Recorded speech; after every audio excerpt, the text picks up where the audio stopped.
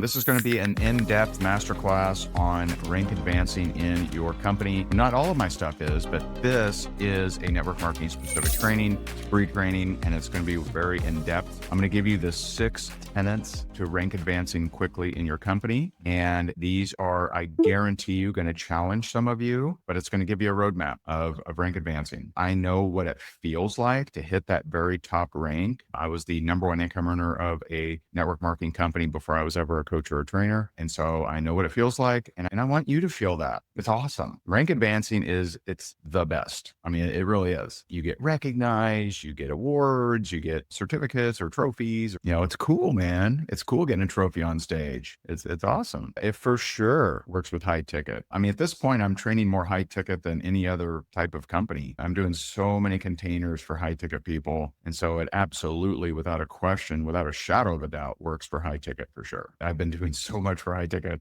this past probably year and a half, maybe. All right. So fastest way to rank advance. Now, they're not necessarily in order, except the first one. The first one is absolutely in order, no question, no holds barred. If you have a heart surgery plan today and you can only catch the first few minutes of this, listen to step 1, because if you listen to step 1, good chance that you can rank advance. But steps 2 through 6 are going to give you some nuances to help you get there quicker, to help you get there more eloquently, to help you get there without so much frustration and disappointment and all that negativity. Let me tell you, step number 1 is the one you don't want to hear. I mean, you might not want to hear some of the other ones, but you definitely don't want to hear number 1. All right. Fastest way to rank advance. Step number 1. This one's in order.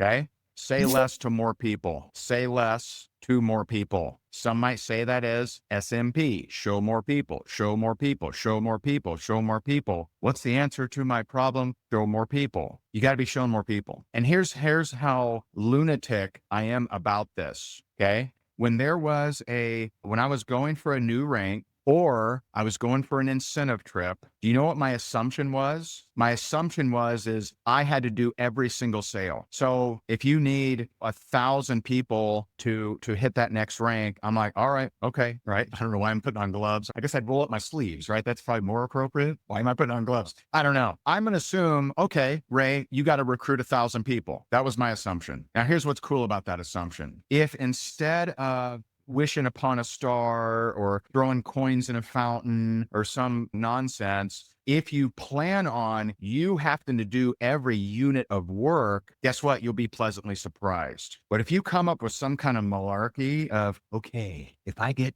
10, they just get 5. I'm going to hit that incentive trip. I'm going to get that next rank. Cut it out, man. Cut it out. Stop it. Now, I'm not saying you won't. I believe that attitude of I must swing every sword. I must hit every ball. I must climb every fence, right? I believe when you have that attitude, favor goes with you. Favor goes with you. And speaking of favor, oh my goodness, one of my favorite stories. So how many of you, this will be pertinent, I promise. How many of you have seen, oh my goodness, what's it called? House of David on Amazon Prime. House of David. Anyone seen it? Seriously, one of my favorite shows. And don't stone me, okay? Don't stone me. But I like it more than The Chosen. I know. 1,000 Hail Marys, right? But it's so deep and so good. I absolutely suggest you watch it. But there's a scene. So in warning, there's going to be some spoilers in here. David is down by the stream and he's collecting rocks, right? You know, spoiler alert, he uses a slingshot. That's his weapon of choice, for those that don't know. And so he's down by the stream and he's talking to Jonathan, who is the son of Saul. And Jonathan, he's about to fight a big old dude, big biker guy named Goliath, right? And so Jonathan says to David, he said, David, bro, I mean, Goliath is humongous. You're itty bitty. Like, this guy is going to stomp the crap out of you, right? I'm paraphrasing. And David said, am I the only one that remembers the stories of the miracle God that performs miracles? And Jonathan says, he said, well, I just don't know that God is with us. And David said, he isn't with us while we're here cowering. He's only with us when we face the battle. That deserves a stink face. Right? So favor is not with you when you're wishing upon the star. Favor is not with you when you're we're praying for Lord, please give me duplication today. All I need is some duplications, right? He's not with you with that crap, man. He's with you when you walk in faith. He's with you when you pick up that phone. He's with you when you send that message. He's with you when you prospect that person that's on your chicken list. That's when favor is with you. Now don't get me wrong. He's with you all the time, but favor doesn't happen by you sitting on the couch. It happens by you being in the battlefield. It happens by you reaching out to individuals. It happens by you saying less to more people, by you showing more people, by you being brave and bold, and you being brave enough for the people that need you. That's when you'll see favor. The favor is in the street. You know, one of the several places, I think 2 or maybe 3 places in Proverbs, it says, the lazy man buries his hand in the bowl. It worries him to drop back to his mouth. What the heck does that mean? It means that the lazy person is the starter, not the finisher. The lazy person knows what they want, but they just won't finish. You got to finish this, man. God brought you to this wonderful opportunity, this wonderful service. And how many of you, and boy, I hope we get 100% here, but how many of you believe that your product, service, or opportunity could change the life of somebody? How many believe that? And by the way, if you don't, like, get the hell out of that company. What are you doing? Like,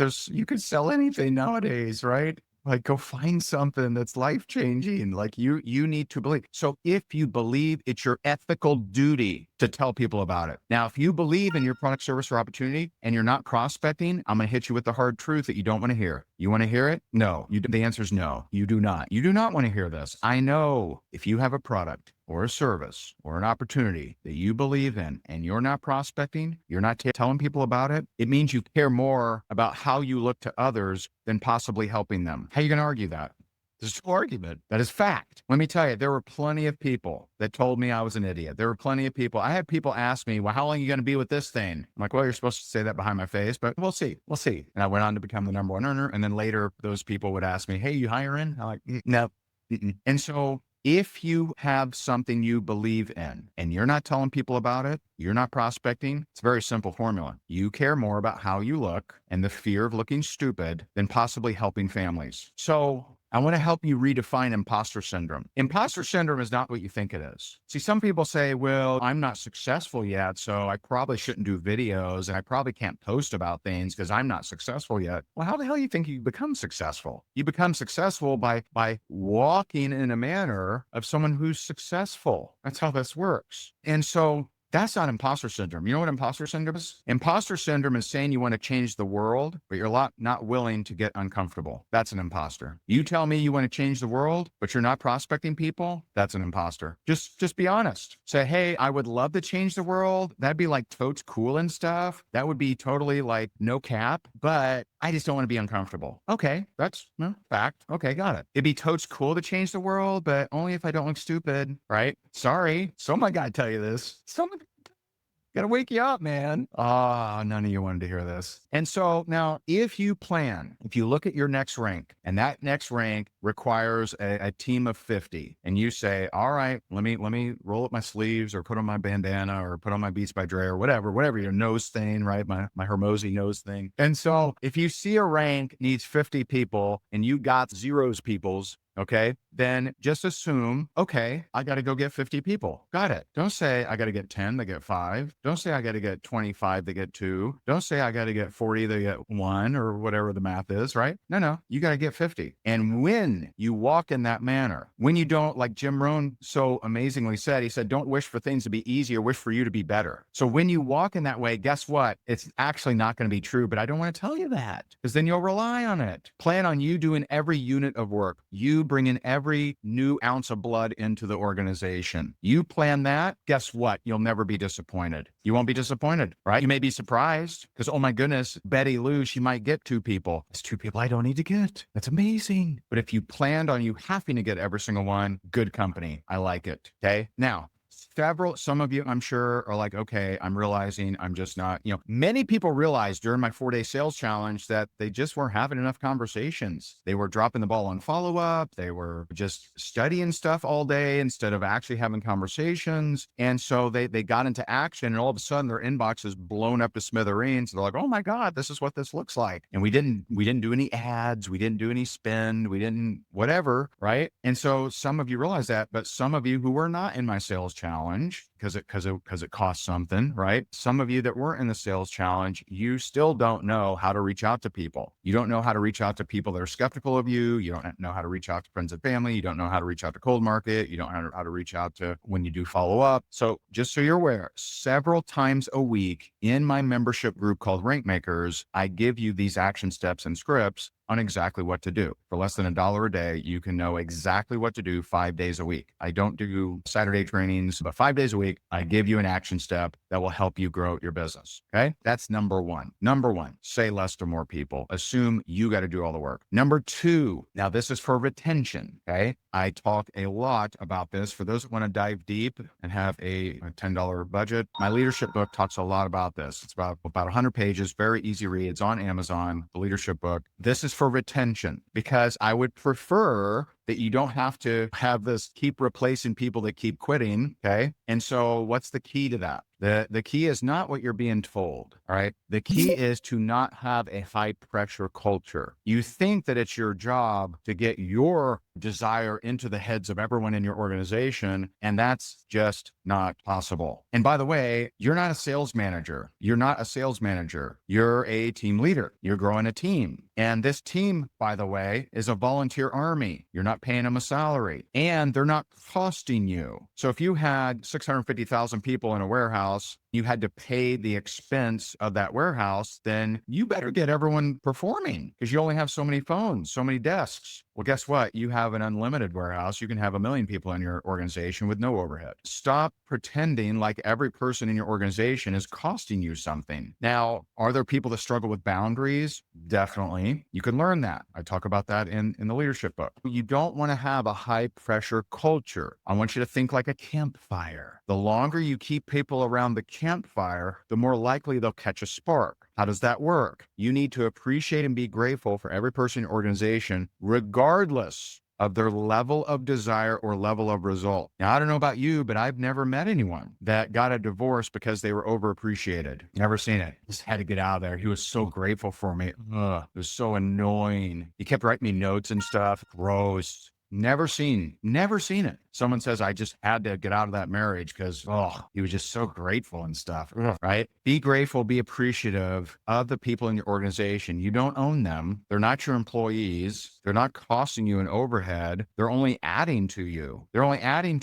Think of it like a desk fee. They pay like a desk fee to you every month. And so it's instead of the sales manager, think like gym owner. So if I go to the gym, many of you have heard my story here. If I go to the gym and I got my Beats by Dre on, my spandex suit, Lululemon, of course, and bandana. It's made of terry cloth, so it's super soft and nice. And I go on the treadmill and I get amped up and angry because I watch Fox News or CNN for 5 minutes. And I get off. I'm not sweating yet. I take a selfie by the dumbbells that I don't even lift. And then I go get a 2,200 calorie peanut butter banana chocolate shake. And I walk out the gym. I'm gaining 3 pounds every time I go to the gym. But what does the gym owner say to me? Way to kill it, buddy. You the man.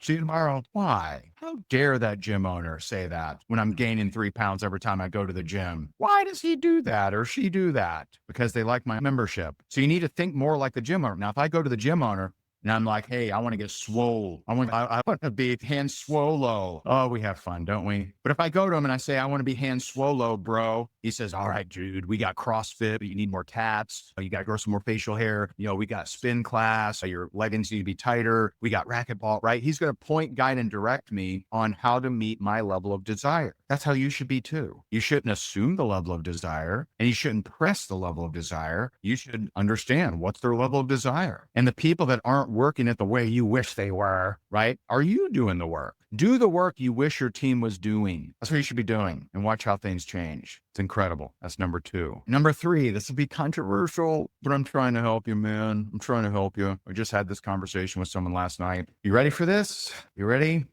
Avoid 90-day anythings. Don't do it. Don't do 90-day blitzes. Don't do 90-day runs. Don't do 90-day challenges. Don't do it. I know this is a popular topic. I know this is a popular angle from the 80s, but it doesn't work psychologically. It is psychologically insufficient. It is not appropriate. Why? Because people have commitment issues. People have less attention span than ever before. Now, here's the thing. If you do a 90-day thing, you will see some benefit. Do you know from who? 5% of your organization. 5% of your organization will absolutely love the 90-day blitz because they're already high desire. They're already at it. They're already hungry. They're already pumped up. You can't give them more caffeine, right? They're fired up. They're like 90-day, yeah, let's go, right? The funny thing is they would have ran without the 90-day anyway because they're already fired up. 90% of your organization gets harmed during a 90-day blitz. How could I possibly say that? Because those who have self-belief, confidence, esteem, and programming issues, they will very eagerly say, yeah, man, 90-day blitz.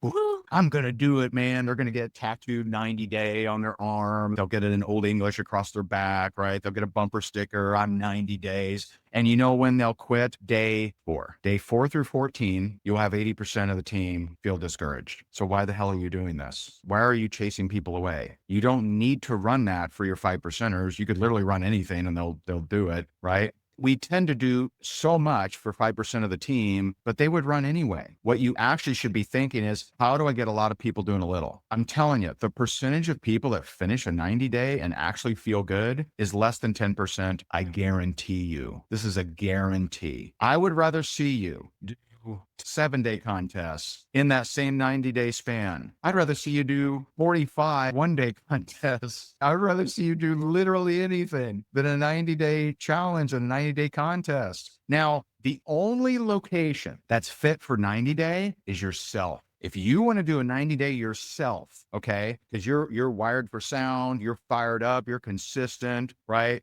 You're pumped up. You've been showing up for years. Fine, run a 90-day yourself. Keep it to yourself. Have a little journal, day 89. Like keep it to yourself. As soon as you introduce others and they commit, they start to feel bad. The longer this thing goes, they feel worse and worse and worse. Man, I didn't complete. And so it absorbs into their identity. They become someone who's not a finisher. In the book, one more reference here, shameless plug. In the book, the leadership book, page 91 and 92, I tell you the most effective way to drive the most volume by doing a contest. And it's a small contest, but it is designed to get a lot of people doing a little, and it will completely change. I remember running this. I ran it with a bunch of different leaders and helped them out. I remember specifically running it with my friends over in Ireland, Mary and Seamus. Mary and Seamus, they're like, well, we do a lot of contests, Ray. I don't know about your ideas. I'm like, just do it. Just run it exactly this way. See what happens. They had more volume that month than they had in the past 5 years. And these were people that are very good and ran contests all the time. More volume was created in that month than in 5 years. That's just one example. Avoid. Do not do it. If your option is do 90-day, don't. Run anything else. If you're not willing to get the book, run a 4-day, run a 7-day, run a 10-day. So part of your mission as you're trying to become a rank advancer is you want to manage disappointment. You want to be ruthless with disappointment. You want to be anti-disappointment. How do I kill this appointment? And the way that you do that is you prevent your people who will naively be pumped up and say, I'm going to do 90 days, but they ain't going to stick. They're not going to stick. So rare for someone to stick to 90 days. 90 days is like eternity in this internet ADD kind of world we're living in. Please avoid the 90 days. If you want to rank advance faster, avoid that because you'll actually have fall off. You'll have people jump out the team because they don't feel good about it. Number 4, have a solid onboarding. Okay. Not waterboarding, onboarding. Have a solid onboarding. I hope your upline has a great one and you don't have to create anything. But here's how to know if it's a great one. One, is it as concise as it could be? Does it avoid all jargon? Because if you got jargon in there, can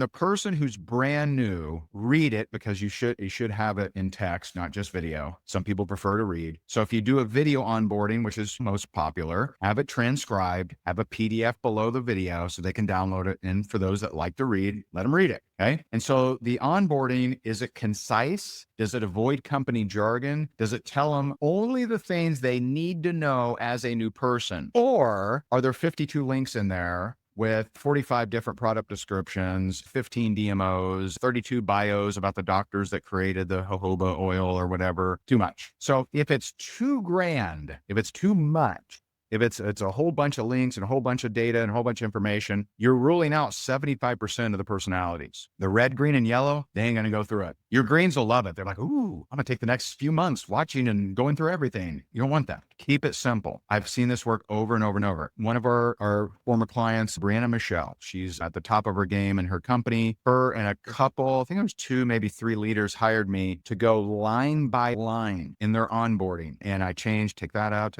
add this, you're missing this, change this, don't say that. And we went through every single line of that onboarding. There you go, we're done, send her off. And I hadn't talked to her in a while. And then I hear, oh, she just hit the top of this company. She's rocking and rolling. And she came back to me. She's like, yeah, it's your onboarding, man. That's what helped. I'm like, sweet. So onboarding does matter. Now, I know what some people will do. Some of you that do not have one person yet, you're going like, okay, oh, cool. I can focus on perfecting an onboarding for the next 3 months. Not saying that. Can't do that. While you're working on systems, you got to keep bringing new blood in. You just do. And you do it in the not the most necessarily duplicatable way at first, but you can't stop talking to people. That's rule number 1. Remember, I'm trying to get you to rank advance. You can absolutely rank advance without having your onboarding perfect. Fair? All right. I do have an onboarding training. It's called the Team Builder Blueprint. It actually has several things in it. I believe that's at higdongroup.com/team builder, I believe. higdongroup.com/team builder. Number 5. Now, this is more of a mindset kind of thing. And that is be more addicted to your activity than anyone's response. I didn't realize that Jim Rohn had a training on this. But in 2009, I joined a network marketing company. And at the time, I'm in foreclosure. I've lost everything in real estate. I literally just pawned my high school ring and I sold a couch. I'm behind on all my bills, except my utility bills. My girlfriend was paying those, who's now my amazing wife, Jessica. I made a decision that I was going to make that one work. I was going to make it work. I go to my girlfriend, again, who's paying my utility bills, and I loved very much. And I told her, I said, hey, the next 2 years are going to be hell. I'm going to be on the phone nonstop. I'm going to be working my face off. We're not going to go out to dinner. It's not like we were going out a lot anyway. I mean, we would sometimes go to Bar Louie. Anyone know Bar Louie? They had dollar burger night. Sometimes I'd treat her right, get her the guacamole for a quarter upgrade, right? Took care of her. Here's $1.25 for your dinner. And so it's not like we were going out a lot anyway. I needed her to understand that I'm going to be working my absolute face off. That I was sick and tired of being sick and tired. I was sick of looking in the mirror and just seeing loser. Tough, right? Not accusing any of you of that. That's where I was. I avoided mirrors because I felt like such a loser. I needed her to get that. I needed her to understand how important it was for me to make this thing work. And I was going to make it work. And so I tell her, I'm like, it's going to be 2 years. I believe in 2 years, I'll be able to have some kind of money because I had none. And I just got to tell you up front. And I understand if you don't want to be here for that. Now, I didn't want her to go. I really didn't want her to go, but I had to, man. I had to make it known that I was going to change my situation. I was going to change my life. Now, what I didn't know is that in 5 months, I'd be at $10,000 a month, 7 months, $40,000 a month, 10 months, $50,000 a month. I didn't know it would happen that fast. I didn't think it would, to be honest. But there were 2 words that I embraced. And I later found out that Jim Rohn actually did a training on these 2 words, but I hadn't seen it. I didn't see it till years later. And I embraced 2 words. And I think you should write them down. Until and despite. Until and despite. I'm going to show up until I become a top earner. And I'm going to do it despite any obstacles. You become an until and despite person, you're unstoppable. But unfortunately, most of you are not until and despite. Most of you are, I'll give it the next 90 days, see what happens. You know, when someone says that to me, I already know what'll happen. You're not going to win. It's not how this works. You have to commit. You know, I love what George Zalicki said about commitment. He said, commitment is doing the thing you said you would do long after the mood to do it in has passed. That's commitment. And that's what people really struggle with. That's why a 90-day run isn't a good idea, because most people don't have that. That's a lost deal. People don't have it anymore. They don't have commitment. And so you become that until and despite warrior. You become that until and despite champion, that until and despite conqueror. You become that person where you're being as brave as the people who need you. When you're stepping up because you know that your product, service, or opportunity can change lives. You become that person, regardless of support, regardless of obstacles, regardless of the haters. I had someone tell me in Rank Makers once, he goes, man, I love the idea of getting to people that thank me. I just don't want to go through the haters. And I'm like, doesn't work that way. You got to go through the haters before you get to the haters. And it's not like it ever stops. I mean, I get a hate comment every day almost on something somewhere. We post so much content. The chances of us getting hate on any of that content every day, pretty high. And honestly, sometimes the hate gets me more engagement. So sometimes I purposely plan it. Sometimes I'll post something knowing that there'll be hate. Now, I'm not trying to be divisive. I'm not trying to do the media's fear mongering for them. I'm not trying to spread darkness for people, but there are things that I know may trigger people. I'm willing to say if they need to hear it, whether they agree with it or not. And by the way, you should be very concerned if you're not getting any hate, because it means you're playing so safe. No one sees you as a threat. You should be very concerned. If I go any length of time without any hateful or negative comments, I'm like, oh crap, where have I dropped the ball? Because clearly I'm not expanding. Clearly I'm not getting in front of new people. Now, some of you are playing this game of how do I avoid all negative comments?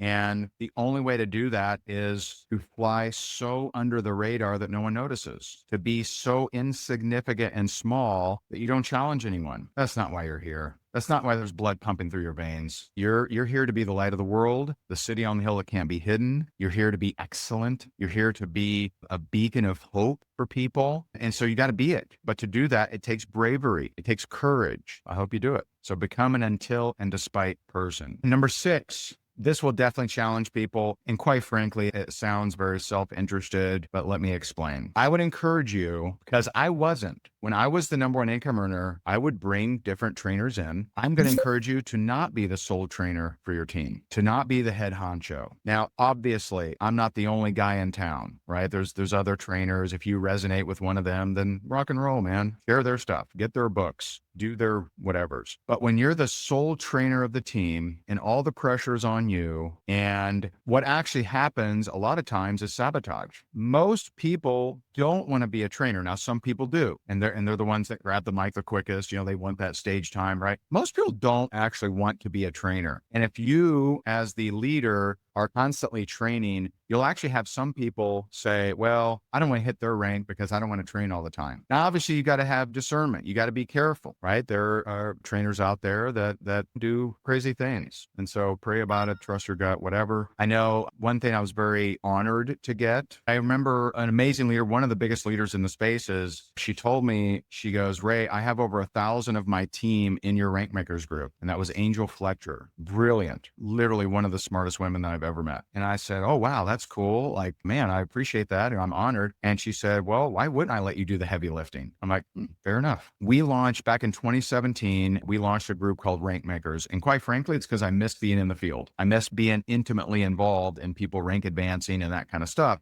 And so we launched Rank Makers in July of 2017. We started tracking stats early 2018. And since 2018, we've helped people in your organization, this is not my organization, in your organization, bring in over 300,000 new customers, 71,000 new reps, and achieve 14,000 rank advances. We track it every week. We have our tracker. We got the stats. We even have a lifer program, which you pay one time, you're a member for life. And so if you want the harder way, you can do it. You be the trainer for all things. You don't need to trust anyone, trust yourself, put that burden upon yourself. You're going to create some sabotage, but maybe it won't be that bad. If you have someone that fires you up, well, they may be able to fire up your team a little differently than you. I've had clients over the years that would hire me and I would go train their teams. And they would say, dude, you say exactly what I say, but for some reason they listen better to you. And that's the favorite uncle syndrome. When the parents are telling the kid, don't do this or do that, and they ignore them. And then the uncle says it, they're like, oh, that's wisdom. That makes a lot of sense. It's very similar. And so Monday through Friday, I give an action step and a very quick training. Every single video I do is less than 5 minutes. And this is actually a technical reason because I use a captions app that won't caption more than 5 minutes. Okay. So in 5 minutes a day for less than $1 a day, I'm telling you and your team what action step they can do that day to grow their business. to get them into the DMs, to say less to more people, to do proper follow-up, to have their mindset set so that they're rocking and rolling. That's something you may pray about it and see if you're meant to tell your team about it, but you not being the sole trainer is a good idea for you to rank advance. But for less than a day and less than 5 minutes a day, we teach you and your team exactly what to do each and every day to grow. If you want to check that out, it is rankmakers.com. Let me repeat the 6 steps. All right, here we go. All right. Number 1, say less to more people. Number 2, don't have a high pressure culture. Have a culture that allows people to feel good regardless of their level of desire, level of result. Number 3, avoid 90-day anythings. Sorry, it's true. Number 4, have a solid onboarding. Avoid jargon, avoid complexity, avoid being exhaustive and having 5,000 things in it. Number 5, be more addicted to your activity than anyone's response. That's the whole until despite. And number 6, consider not being the sole trainer for your team. If you resonate with me, awesome. If you resonate with someone else, get them in front of your team. And again, if you like the idea of in less than 5 minutes a day for less than $1 a day, getting an action step from me, and I do a lot of scripts about 2 to 3 times a week, I'm dropping a new script in there that you can just use and get results, then head on over to .com and learn all about it. All right. And so that's makers.com. I appreciate you. I'm rooting for you. God bless you guys. Keep rocking. People need your product, service, or opportunity. They need you to step up. They need to hear your story. Keep going. This is an amazing industry. I'm so grateful for it. Changed my life. It's the lowest risk, lowest overhead way for the average ordinary person to start a business. So go help someone today. Tell them about this opportunity. Tell them about your product or service. Remember, we got to be as brave as the people who need us. So appreciate you guys. God bless.